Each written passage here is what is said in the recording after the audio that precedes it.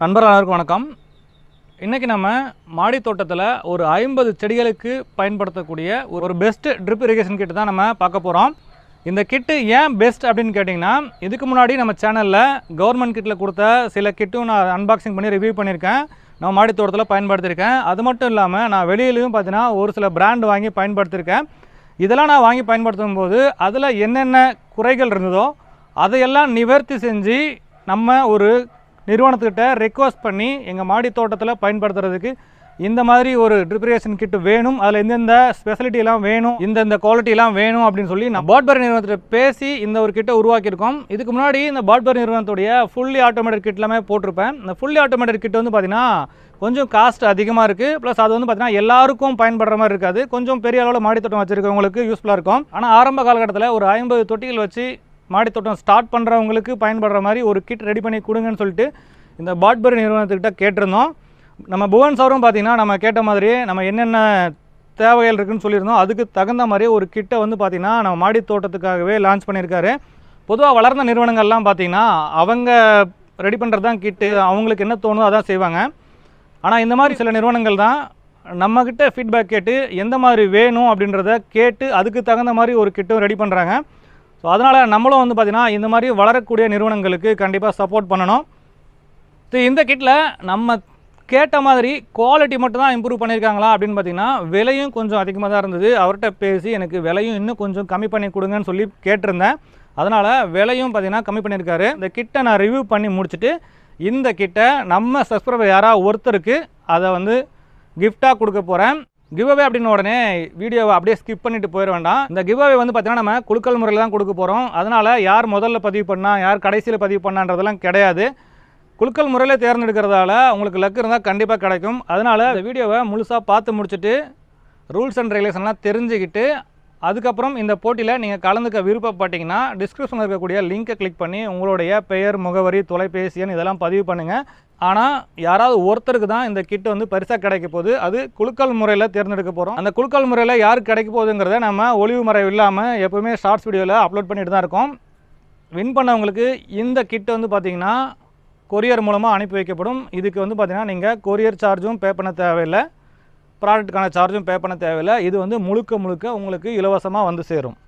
First இந்த கிட்டில் என்னென்ன highlight அப்படின்றத சொல்லிடுறேன். பொதுவாக மாடி தோட்டத்துக்கு ட்ரிப் இரிகேஷன் ஹோஸ் வாங்கினோம்னா 16 mm அப்படின்றத மட்டும் தான் பார்ப்போம். ஆனால் அதில் திக்னஸ் ரொம்ப முக்கியம். இதுக்கு முன்னாடி யூஸ் பண்ண சில பைப்போட சாம்பிள் வச்சுருக்கேன். இது வந்து பார்த்திங்கன்னா இந்த தடவை வந்த இந்த பாட்பர் சிஸ்டத்தோடைய ஓஸோடைய கிராஸ் செக்ஷன் உங்களுக்கு பார்த்தாலே நல்லா தெரியும். பார்த்திங்கன்னா 1100 மைக்ரான் திக்னஸில் இந்த ஓஸ் இருக்குது. இந்த மாதிரி திக்னஸாக இருக்கிறதால என்ன பெனிஃபிட் அப்படிங்கிறத இப்போ டெமோ பண்ணும்போது நான் காமிக்கிறேன். அடுத்தா பார்த்திங்கன்னா இந்த மெயின் லைன் ஓஸ்லேருந்து ஃபீடர் லைன் ஓஸ் கனெக்ட் பண்ணுறதுக்கு மற்ற கிட்லலாம் பார்த்திங்கன்னா இந்த மாதிரி நார்மல் கனெக்டர் தான் வரும். இதில் மட்டும் பார்த்திங்கன்னா டேப் வால்வ் கனெக்டர் கொடுத்துருக்காங்க. இது எதுக்குன்னா இந்த மாதிரி ஆஃப் பண்ணிக்கலாம். இதுக்கு முன்னாடி வந்து பார்த்திங்கன்னா இந்த மாதிரி நம்ம ட்ரிப் இரிகேஷன் பண்ணும்போது ஒருவேளை ஒரு தொட்டிக்கு மட்டும் தண்ணி தேவையில்லைன்னா நம்ம என்ன பண்ணுவோம், இந்த ஓஸை இப்படி மடக்கி விட்டுருவோம். மடக்கி விட்டு இப்படி கட்டி விட்டுருவோம். அப்படி மடக்கி விட்டு கட்டும்போது இந்த இடத்துலலாம் பார்த்திங்கன்னா டேமேஜ் ஆயிரும் அடிக்கடி மடக்கும்போது. ஆனால் இப்போ வந்து பார்த்திங்கன்னா அந்த பிரச்சனை இல்லை. பாருங்கள் இப்படி உள்ள சொறி இருக்குமா, நம்ம இந்த லைன் போக தேவையில்லைன்னா இதை ஆஃப் பண்ணிக்கலாம். தேவைப்படும் போது மட்டும் பார்த்திங்கன்னா இந்த மாதிரி ஆன் பண்ணிக்கலாம். அடுத்து வந்து பார்த்திங்கன்னா முக்கியமானது இந்த டேப்பு. இந்த டேப் வந்து பார்த்திங்கன்னா நம்ம இதுக்கு முன்னாடி இருந்த கிட்லலாம் வந்தது. இது பார்த்திங்கன்னா ரொம்ப மெல்லிஸாக, ரொம்ப சின்னதாக, ரொம்ப லோ குவாலிட்டியாக இருக்குது. அதனால் பாருங்கள் இதோட திக்னஸ், இதோட சைஸ், இதோட குவாலிட்டி, இந்த டேப் மேலே வந்து பார்த்திங்கன்னா இதோட திக்னஸ்லாம் பாருங்கள். ஏன் அப்படின்னா இந்த மாதிரி நம்ம யூஸ் பண்ணும்போது சில சமயம் இந்த மேலே இருக்கக்கூடிய டேப் உடஞ்சிருது. அதனால தான் நம்ம யூஸ் பண்ணும்போது டேமேஜ் ஆகாமல் இருக்கிறதுக்காக இந்த மாதிரி திக்காக நல்ல குவாலிட்டியாக கொடுங்கன்னு சொல்லி கேட்டிருந்தேன். அதனால் நல்ல குவாலிட்டியாக வாங்கி கொடுத்துருக்காரு. அடுத்து பார்த்திங்கன்னா ஸ்டேக்கு. இந்த ஸ்டேக் என்ன பண்ணோம்னா நம்ம வந்து இதை வந்து நம்ம இந்த இமிட்டர் வந்து தொட்டியில் வச்சு சொருகும் போது அந்த இமிட்டர் அங்கேயும் போகாமல் இருக்காக தொட்டியில் இப்படி சொருகி வைப்போம்.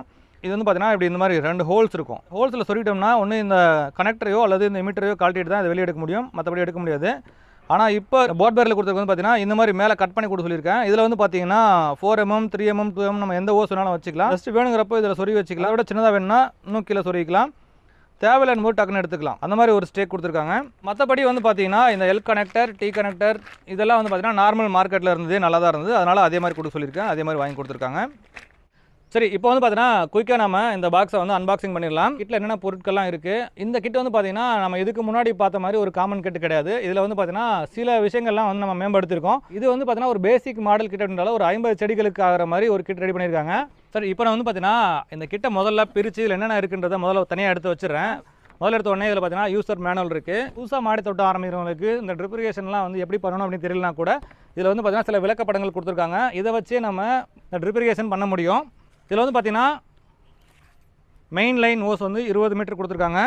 இதிலே ஃபீடர் லைன் ஓஸ் 25 மீட்டர் கொடுத்துருக்காங்க. இந்த டேப்லேருந்து இந்த ஓஸுக்கு வரக்கூடிய யூனிவர்சல் கனெக்டர் ஒன்று கொடுத்துருக்காங்க. இந்த ஓஸை எங்கேயாச்சும் நம்ம கட் பண்ணி 2-3 திசையில் திருப்பணும்னா அதுக்கு தேவையான வால்வு கொடுத்துருக்காங்க. இதில் வந்து பார்த்தீங்கன்னா நம்ம சில சமயம் வந்து 90 டிகிரி எடுத்துகிட்டு போவோம், சில இடங்களில் டீ ஜாயிண்ட் போடுவோம். அதுக்கெல்லாம் வந்து பார்த்தீங்கன்னா 5 number L connector, 5 number T connector. அதுக்கப்புறம் ஒருவேளை இன்றைக்கி நம்ம 50 பிளான்ட் கணக்கிட்டு வாங்கிட்டோம், நாளைக்கு இன்னும் ஒரு 50 பிளான்ட் ஆட் பண்ண போகிறோம்னா அதில் ஓஸ்லேருந்து இதை எக்ஸ்டெண்ட் பண்ணுறதுக்காக ஸ்ட்ரெயிட் கனெக்டர் ஒரு 5 நம்பர் கொடுத்துருக்காங்க. அடுத்து வந்து பார்த்திங்கன்னா இந்த ஓஸ் போய் முடிகிற இடத்துல தண்ணி வெளியே கொட்டிகிட்டு இருக்கோம், அதை வந்து அரெஸ்ட் பண்ணுறதுக்காக எண்டு கேப் அப்படின்னு சொல்லக்கூடிய இந்த கிளிப் கொடுத்துருக்காங்க. அடுத்து வந்து பார்த்திங்கன்னா இந்த மெயின் ஓஸ்லேருந்து ஃபீடர் லைன் ஓஸுக்கு நம்ம எடுக்கும்போது நம்ம ஒரு பஞ்ச் பண்ண வேண்டியிருக்கும், அதுக்காக ஒரு பஞ்ச் கிளிப் கொடுத்துருக்காங்க. இந்த மெயின் லைன் ஓஸையும் ஃபீடர் லைன் ஓஸையும் கனெக்ட் பண்ணுறதுக்கான ஒரு கனெக்டர், அதுவும் வால்வ் வச்சது. இது வரைக்கும் எந்த கிட்லையுமே இந்த மாதிரி வால்வ் வச்ச கனெக்டர் கிடையாது. நம்ம இது ஸ்பெஷலாக தான் வந்து பார்த்திங்கன்னா அவங்ககிட்ட சொல்லி இம்போர்ட் பண்ணி வாங்கி இந்த கிட்டில் கொடுக்க சொல்லியிருக்கோம். இதில் பார்த்திங்கன்னா ஒரு 50 கனெக்டர் இருக்குது. அடுத்தது நம்ம 50 செடிகளுக்கான கிட் அப்படின்றதால 50 இமிட்டர் இருக்குது.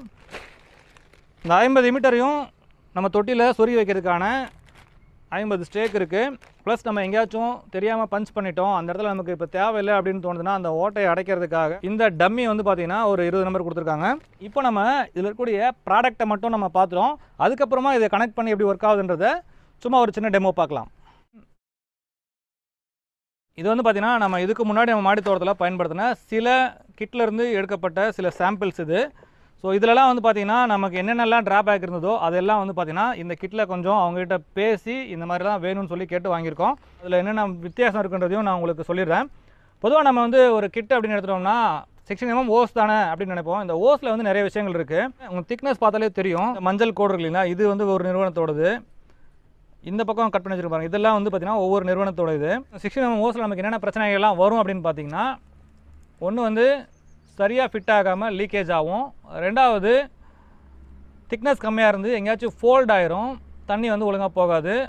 மூணாவது வந்து பார்த்திங்கன்னா நம்ம இந்த பஞ்ச் பண்ணுறோம்ல, பஞ்ச் பண்ணும்போது வந்து ரொம்ப சாஃப்டாக இருந்ததுன்னா அந்த பஞ்ச் பெருசாகிட்டு லீக்கேஜ் ஆக ஆரம்பிக்கும். ஸோ இதெல்லாம் வந்து பார்த்திங்கன்னா எதனால் நடக்குதுன்னா இந்த மெயின் ஓஸ் வந்து பார்த்திங்கன்னா குவாலிட்டி இல்லாததால தான் நடக்குது. நம்ம வந்து பார்த்திங்கன்னா எப்போவுமே வந்து ஒரு பொருளுடைய விலை கம்மியாக இருந்தால் போதும் அப்படின்னு தான் பார்க்குறமே வழியே தரம் நல்லா இருக்கா அப்படின்றத நம்ம பார்க்குறது கிடையாது. எப்பவுமே வந்து பார்த்திங்கன்னா நீங்கள் ஒரு பொருள் வாங்குறீங்கன்னா அதோட தரத்தையும் பார்த்துங்க. ஒருவேளை அது தரம் இல்லாத பொருளாக இருந்தால் அதை ரிட்டர்ன் பண்ணுறதுக்கான ரிட்டர்ன் ஆப்ஷன் இருக்கா அப்படின்றதையும் தெரிஞ்சுங்க.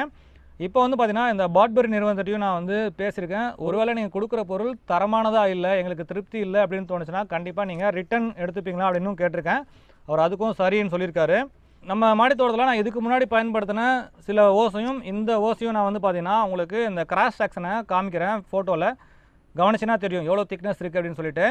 குட் குவாலிட்டி HDP மெட்டீரியலாக இருக்கணும். ரெண்டாவது வந்து பார்த்திங்கன்னா இந்த மைக்ரான் திக்னஸ் நல்லா இருக்கணும். அப்படி இருந்தால் தான் நம்ம வந்து மாடித்தோட்டத்தில் எங்கேயும் லீக்கேஜ் இல்லாமல் சொட்டு நீர் பாசனம் பண்ண முடியும். நம்ம மாடித்தோட்டத்திலே பார்த்தீங்கன்னா சில இடங்களில் சில பிராண்டு வாங்கிட்டு அதில் வந்து பார்த்தீங்கன்னா லீக்கேஜ் எல்லாம் இருந்தது. அடிஷ்னலாக கிளிப்பு போட்டு நான் அரெஸ்ட் பண்ணியிருக்கேன். இப்போ நல்ல குவாலிட்டி மெட்டீரியலாக வாங்கிட்டோம்னா இந்த மாதிரி கிளிப்பெல்லாம் போட்டு நம்ம அரெஸ்ட் பண்ணணும்னு அவசியம் கிடையாது, வாட்டர் லீக்கே ஆகாது. ரெண்டாவது வந்து பார்த்திங்கன்னா இப்போ நீங்கள் இதை எடுத்து ஒரு கிளிப்பில் நீங்கள் இன்சர்ட் பண்ணுறீங்கன்னா அது ஃப்ரீயாக போகக்கூடாது, நல்லா டைட்டாக போகணும். நம்ம வந்து பார்த்திங்கன்னா டைட்டாக போகுது, ரொம்ப கஷ்டமாக இருக்குது வேலை செய்கிறதுக்கு அப்படின்னு நினச்சோம்னா அது ஃப்யூச்சரில் வந்து லீக் ஆக ஆரம்பிக்கும். அதனால் நல்லா டைட்டாக தான் போகணும். டைட்டாக போனாலும் பாருங்கள் இப்படி நம்ம உள்ளே ப்ரெஸ் பண்ணும்போது அந்த ஷேப் உள்ளார வந்து இந்த த்ரெட் ஷேப் இருக்குல்ல, அந்த ஷேப்புக்கு தகுந்த மாதிரி அந்த ஓஸ் வந்து ஃப்ளெக்சிபிளாக ஆகணும். அப்படி ஆச்சுனா தான் வந்து பார்த்திங்கன்னா நமக்கு அது நல்ல ஓஸ் அப்படின்னு அர்த்தம். இப்போ இது வந்து பார்த்திங்கன்னா எந்த அளவுக்கு கனெக்ட் ஆகிருக்கு அப்படின்னு பாருங்கள். டெமோ வீடியோன்றதால நம்ம 50 தொட்டியும் காமிக்க முடியாது, ஜஸ்ட் ஒரு 10 தொட்டிக்கு இதை எப்படி இன்ஸ்டால் பண்ணுறதுன்றதை ஒரு டெமோவாக காமிக்கிறேன். அதை பார்த்து நீங்கள் 50 தொட்டிக்கு அப்படியே செஞ்சுக்கலாம். இப்போது இந்த ஓஸ் வந்து பார்த்திங்கன்னா நம்ம செடிகளில் எவ்வளோ தூரத்துக்கு தொட்டியை கொண்டு போய் வைக்கிறோமோ அதுக்கு தகுந்த மாதிரி வெட்டிக்கலாம். நான் வந்து பார்த்திங்கன்னா ஒரு தோராயமாக ஒரு 3/4 அடி லென்த்துக்கு வெட்டிக்கிறேன். இதே மாதிரி 10 ஓஸ் வெட்டிக்கிறேன். ஸோ இந்த மாதிரி எல்லாத்தையும் நம்ம ஒரே நீளத்தில் கட் பண்ணிக்கிட்டோம்னா பார்க்குறது கொஞ்சம் அழகாக இருக்கும். இப்போ வந்து பார்த்திங்கன்னா ஒரு 10 ஓஸ் மட்டும் ஒரு 3/4 அடி லென்த்தில் கட் பண்ணியிருக்கேன். இப்போ இதில் வந்து பார்த்திங்கன்னா நம்ம என்ன பண்ணோம், ஒரு சைடில் இந்த இமிட்டர் கனெக்ட் பண்ணணும். எல்லாத்தையும் கனெக்ட் பண்ணிடலாம். ஸோ கனெக்ட் பண்ணும்போது கரெக்டாக வச்சு இப்படி தள்ளுங்க. சரியாக போகலன்னா இப்படி அசத்தி தள்ளுனா போயிடும். இப்போ நம்ம 10 ஓஸுக்கும் ஒரு பக்கத்தில் இமிட்டர் கனெக்ட் பண்ணியாச்சு. இன்னொரு பக்கம் என்ன பண்ணணும்னா, இந்த மெயின் லைன்லேருந்து ஃபீடர் லைனுக்கு போகக்கூடிய வால்வு கனெக்ட் பண்ணணும். இதில் வந்து பார்த்திங்கன்னா இந்த மாதிரி கிராஸ் கட் இருக்குல்ல, அது வந்து மெயின் லைன் லேட்ரல் ஓஸ் போகிற மாதிரியும், இந்த மாதிரி ரவுண்டாக இருக்கிறது வந்து இந்த எமிட்டரில் வர மாதிரியும் கனெக்ட் பண்ணணும். இது ஏன் கிராஸாக இருக்கிறது மெயின் லைனில் போகணும் அப்படின்னு பார்த்தீங்கன்னா, நம்ம மெயின் லைனில் ஹோல்ஸ் போடும்போது சின்னதாக தான் போடுவோம். இப்படி கிராஸாக இருக்கும்போது அழுத்துறதுக்கு கொஞ்சம் ஈஸியாக இருக்கும். அதுக்காக தான் பார்த்தீங்கன்னா இதை வந்து நம்ம மெயின் லைன் பக்கம் விடுறோம், இதை வந்து ஃபீடர் லைன் பக்கம் விடுறோம். ஓகே, இப்போ வந்து பார்த்திங்கன்னா நமக்கு 10 ஃபீடர் லைன் கனெக்ஷன் தயாராகிருச்சு. இப்போ இதை கொண்டு போய் நம்ம மெயின் லைனில் கனெக்ட் பண்ண போகிறோம். இந்த ஸ்டேக் இருக்கு இல்லைங்களா, இது வந்து நம்ம தொட்டியில் மண்ணில் சொருகும்போது மட்டும் தான் பயன்படுத்த போகிறோம். நான் உங்களுக்கு டெமோ பண்ணி காமிக்கிறனால இப்போ இது தேவையில்லை. நீங்கள் தொட்டியில் கொண்டு போய் விடும்போது தொட்டியில் இப்படி வச்சுட்டு இதை இப்படி வச்சு விட்ருங்க, அவ்வளவுதான். இப்போ நம்ம வந்து பார்த்திங்கன்னா மெயின் லைன் ஹோஸ்லேருந்து ஃபீடர் லைன் ஹோஸ் கனெக்ட் பண்ணுறதுக்காக இங்கே பஞ்ச் பண்ண போகிறோம். ஸோ இந்த பஞ்சும் பார்த்திங்கன்னா நமக்கு ஒரு அடி தொட்டிக்கு ஒன்றுன்றால நம்ம டேரெக்டாக இதில் வந்து மார்க் பண்ணி எடுத்துக்கலாம். ஸோ நான் வந்து பார்த்திங்கன்னா அந்த ஒரு அடிக்கு இந்த ஆக்ஸா பிளேட் யூஸ் பண்ணுறேன். ஆக்ஸா பிளேடோட லென்த் வந்து பார்த்திங்கன்னா ஒரு அடி தான் கரெக்டாக. அப்படி இல்லைன்னா நம்ம ஏற்கனவே மாடல் தொட்டி வச்சுருந்தோம்னா தொட்டிக்கிட்ட டேரெக்டாக இந்த ஓஸை வந்து ஃபஸ்ட்டு லே பண்ணிவிட்டு அதுக்கப்புறம் எந்தெந்த தொட்டிக்கு வேணுமோ கரெக்டாக அந்தந்த தொட்டிக்கிட்ட இந்த மாதிரி மார்க் பண்ணி அதுக்கப்புறம் பஞ்ச் பண்ணி நம்ம ஃபீடர் லைன் ஓஸை கனெக்ட் பண்ணிக்கலாம். இப்போ வந்து நம்ம பஞ்ச் பண்ணணும். நான் ஏற்கனவே சொல்லியிருந்தேன் இல்லைங்களா, பஞ்ச் பண்ணுறதுக்கு கிளிப் கொடுத்துருக்கான்னு சொல்லிட்டு இந்த கிளிப் தான் யூஸ் பண்ண போகிறோம். ஜஸ்ட் இங்கே ஸ்டார்ட் பண்ணி பாருங்கள், 1 2 இந்த மாதிரி லைட்டாக அழுத்தினா போதும், ரொம்ப பெருசாக அழுத்த வேண்டாம். ஃபுல்லாக அழுத்தினோம்னா என்ன ஆகும்னா அந்த ஓட்டை பெருசாகிடும், அப்புறம் லீக் ஆக ஆரம்பிச்சிடும். அதனால் ஃபுல்லாக அழுத்த தேவையில்லை. இது மாதிரி லேசாக அழுத்தி அதுக்கப்புறம் நம்ம அந்த ஃபீடர் லைன் ஹோஸை கனெக்ட் பண்ணோம்னா லீக்கேஜ் எதுவுமே இருக்காது. ஸோ பஞ்செல்லாம் பண்ணி முடிச்சாச்சு. அடுத்து வந்து பார்த்திங்கன்னா டேரெக்டாக இந்த ஃபீடர் லைன் ஹோஸ் கனெக்ட் பண்ண வேண்டியது தான். எடுத்து அழுத்தும் போது டப்புன்னு ஒரு சத்தம் கேட்கும், அதோட விட்டுறணும்.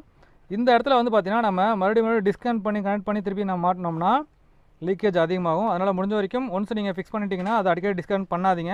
நிறைய பேர் வந்து பார்த்திங்கன்னா எங்களுக்கு வந்து சொட்டு நீர் பாசனம் பண்ணணும், யாராவது வந்து செஞ்சு தரீங்களான்னு சொல்லி கேட்பாங்க. ஸோ இது மாதிரிலாம் செஞ்சு தரணும் அப்படின்னு அவசியம் கிடையாது, நீங்களே தாராளமாக செஞ்சுக்கலாம். ஒருவேளை உங்களால் சுத்தமாக செய்ய முடியல, யாராச்சும் ஆள் இருந்தால் செஞ்சு தரணும் அப்படின்னு ஆசைப்பட்டிங்கன்னா, இவங்க பாட்பர் நிறுவனம் வந்து பார்த்திங்கன்னா சென்னையில் இந்திரா கார்டனோட டைப் வச்சுருக்காங்க. ஸோ அவங்கள கனெக்ட் பண்ணாலும் நீங்கள் இந்த மாதிரி கிட்டை வாங்கி உங்கள் தோட்டத்துக்கு ஃபிக்ஸ் பண்ணிக்கலாம். ஒருவேளை உங்களால் ஃபிக்ஸ் பண்ண முடியாத பட்சத்தில் இந்திரா கார்டன் கனெக்ட் பண்ணாலும் அவங்களும் வந்து உங்கள் வீட்டிலே ஃபிக்ஸ் பண்ணி தருவாங்க. அவ்வளோதாங்க. இப்போ வந்து பார்த்திங்கன்னா 10 கனெக்ஷனும் கரெக்டாக செட் ஆயிடுச்சு.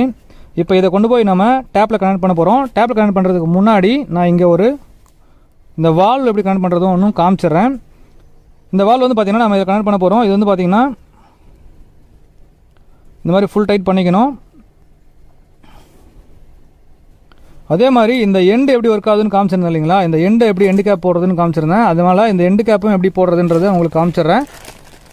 முதல்ல ஒரு சைடு இப்படி உள்ளே நுழைக்கணும். நுழைச்சிட்டு என்ன பண்ணணும்னா ஒரு கொஞ்சம் தூரம் விட்டு இதை வந்து ஃபோல்டு பண்ணணும். ஃபோல்டு பண்ணிவிட்டு திருப்பி இதில் வந்து இப்படி விட்டுறணும். அப்படி விட்டிங்கனாலே என்ன ஆகும்னா உங்களுக்கு இந்த இடம் வந்து பார்த்திங்கன்னா ஃபோல்டு பண்ணிக்கும். அப்படி ஃபோல்டு பண்ணுறதால உங்களுக்கு தண்ணி வந்து இதில் வெளியேறாது. இப்போ இதை எடுத்துகிட்டு போய் நம்ம என்ன பண்ணோம், டேப்பில் கனெக்ட் பண்ணோம். டேப்பில் கனெக்ட் பண்ணுறதுக்கு இந்த பக்கம் ஆல்ரெடி நம்ம ஒரு வால்வ் வச்சுட்டோம். ஆக்சுவலாக வால்வ் தேவையில்லை, டேரெக்டாக இதிலே கனெக்ட் பண்ணி நம்ம விடலாம். இருந்தாலும் இங்கே வந்து பார்த்திங்கன்னா நான் அவங்க ஒரு டேப் எப்படி கனெக்ட் பண்ணுறதுன்னு காமிக்கணுன்றதுக்காக இந்த டேப் கனெக்ட் பண்ணியிருக்கேன். இப்போ நம்ம அடிஷ்னல் இன்னும் கொஞ்சம் ஓஸ் எடுத்துக்கலாம். இதில் கனெக்ட் பண்ணிக்கிறேன். ஸோ கனெக்ட் பண்ணும்போது கொஞ்சம் டைட்டாக தான் இருக்கும், கவலைப்பட தேவையில்லை. இந்த மாதிரி ஷேக் பண்ணிங்கன்னா நல்லா உள்ளார போயிடும். அதே மாதிரி இந்த பக்கம் நம்ம இதை கனெக்ட் பண்ணணும். நான் ஏற்கனவே சொன்னேன், தேவையில்லைன்னா இந்த 2 mm தான் கட் பண்ணிடுறேன்னு சொல்லிட்டு நான் சும்மா அப்படியே கனெக்ட் பண்ணுறேன்.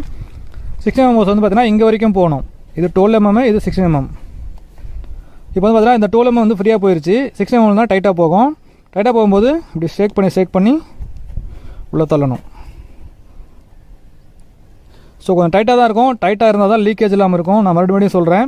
இப்போ நம்ம மாடியில் வந்து பார்த்திங்கன்னா துணி துவைக்கிற இடத்துல ஒரு டேப் இருக்குது. அந்த டேப்பில் போய்ட்டு நம்ம இதை கனெக்ட் பண்ணலாம். இது வந்து பார்த்திங்கன்னா உங்களுக்கு புஷ் டைப் தான் இருக்கும், ரப்பர் தான், அதனால் வந்து ஈஸியாக உள்ளே போயிடும். அதுக்கப்புறம் இதை கனெக்ட் பண்ணிக்கலாம், அல்லது நீங்கள் இதை கனெக்ட் பண்ணி டைட் பண்ணிவிட்டு கூட அப்புறமா கூட புஷ் பண்ணிக்கலாம், நம்ம விருப்பம் தான். ஜஸ்ட் இப்படி வச்சு அழுத்திங்கனாலே போயிடும். இப்போ பாருங்கள் ரெடியாக இருக்குது. இந்த வால் ஆஃபில் வச்சிடுறேன், இங்கே தண்ணி திறந்துட்டேன். இப்போ வந்து பார்த்தீங்கன்னா இங்கே லீக் ஆகுது, பார்த்தீங்கன்னா இந்த லீக் இல்லாத அளவுக்கு நீங்கள் டைட் பண்ணிங்க. மற்ற எல்லா விஷயத்தையும் நம்ம கொஞ்சம் கவனித்தோம், இந்த ஒரு விஷயம் மட்டும் நம்ம கொஞ்சம் சரியாக கவனிக்கலை. இதையும் நான் அவர்கிட்ட சொல்லி இந்த ரப்பருக்கு பதிலாக வேறு ஒரு சிஸ்டம் நான் மாற்ற சொல்கிறேன். வால் ஓப்பன் பண்ணுறேன், தண்ணி எப்படி சொட்டுதுன்னு பாருங்கள். இப்போ இதில் வந்து பார்த்தீங்கன்னா நம்ம நார்மலாக தொட்டியில் இப்படியே விடலாம். இப்படி விட்டால் என்ன ஆகும்னா சில சமயம் காற்றடிச்சு எங்கேயாச்சும் இந்த மாதிரி நகர்ந்து போகும். நகர்ந்து போகாமல் இருக்காது தான் பார்த்தீங்கன்னா இந்த ஸ்டேக் பயன்படுத்துகிறோம். இந்த ஸ்டேக்கில் இப்படி வச்சுட்டு மண்ணில் இப்படி சொருகி வச்சிடலாம். அப்படி சொருகி வச்சா என்ன ஆகும்னா தண்ணி இந்த மாதிரி ட்ராப்பாக நம்ம தொட்டிக்கு விழுந்துகிட்டே இருக்கும். ஸோ நார்மலாக நீர் பாசனம் பண்ணுறதுக்கும் இந்த சொட்டு நீர் பாசனம் பண்ணுறதுக்கும் என்ன வித்தியாசம் அப்படின்னு பார்த்தீங்கன்னா, நம்ம தண்ணியை அப்படியே எடுத்து வாளியில் ஊற்றும் போது பாதி தண்ணி கீழே போயிடும். ஆனால் இந்த மாதிரி சொட்டு நீர் பாசனம் பண்ணும்போது தண்ணி மெதுவாக விடுறதால செடி வந்து ஈஸியாக அதை கொஞ்சம் அப்சர்வ் பண்ணிக்கும், தண்ணி வீணாகிறத நம்ம ஓரளவு தடுக்க முடியும். காமனாக இதில் வந்து பார்த்தீங்கன்னா 400 மீட்டர் கொடுத்துருக்கோம். அதில் வந்து பார்த்தீங்கன்னா க்ளோசிங் கண்டிஷனில் இந்த மாதிரி தான் இருக்கும். ஒருவேளை உங்களுக்கு இன்னும் தண்ணி அதிகமாக வேணும், ஒரு சில செடிகளுக்கு மட்டும் தண்ணி அதிகமாக வேணும் அப்படின்னு ஆசைப்பட்டிங்கன்னா ஜஸ்ட் இந்த எந்த செடிக்கு அதிகமாக வேணும் அதை மட்டும் லேசாக லூஸ் பண்ணி விட்டிங்கன்னா வேகமாக சொட்ட ஆரம்பிக்கும். கொஞ்சம் டைட் பண்ணிட்டா மெதுவாக சொட்டும். ஸோ உங்களுக்கு எப்படி வேணும் அப்படிங்கிறத நீங்கள் சூஸ் பண்ணிக்கலாம். ஸோ இந்த கிட்டில் எல்லாமே பக்காவாக செலக்ட் பண்ணோம், ஆனால் இந்த கனெக்டர் மட்டும் கொஞ்சம் ப்ராப்ளம் இருக்குது. அதாவது இந்த ரப்பர் வந்து கரெக்டாக ஃபிட் ஆகலை, லேசாக இந்த இடத்துல தண்ணி லீக் ஆகுது. அதனால் நம்ம புவன் சார்ட்ட சொல்லி கண்டிப்பாக இந்த கிட்டில் இந்த கனெக்டரையும் நான் மாற்ற சொல்கிறேன். இந்த கிட்டில் முடிஞ்ச வரைக்கும் எனக்கு தெரிஞ்ச வரைக்கும் எல்லாத்தையுமே மாற்றி அமைச்சிருக்கேன். இது ஒன்று மட்டும் மிஸ் பண்ணிட்டேன், இதையும் கண்டிப்பாக மாற்றி அமைச்சிட்றேன். இது இல்லாமல் வேறு ஏதாச்சும் இந்த கிட்டில் மாற்றி அமைக்கணும் அப்படின்னு தோணுச்சுன்னா அதையும் கமெண்ட்ஸில் சொல்லுங்கள். நீங்கள் கொடுக்குற கமெண்ட்ஸ் வந்து பார்த்தீங்கன்னா இன்னும் வரக்கூடிய நாட்களில் இன்னும் பெஸ்ட்டாக கொடுக்குறதுக்கு வசதியாக இருக்கும். இந்த தகவல் உங்களுக்கு பிடிச்சிருந்தால் லைக் பண்ணுங்கள், உங்கள் நண்பர்களுக்கும் தேவைப்பட்டால் ஷேர் பண்ணுங்கள். இது வரைக்கும் நம்ம குணா கார்டனிங் ஐடியாஸ் யூடியூப் சேனலை சப்ஸ்கிரைப் பண்ண பார்த்தீங்கன்னா மறக்காமல் சப்ஸ்கிரைப் பண்ணிங்க. மேலும் ஒரு நல்ல பதிவில் சந்திக்கலாம். நன்றி, வணக்கம்.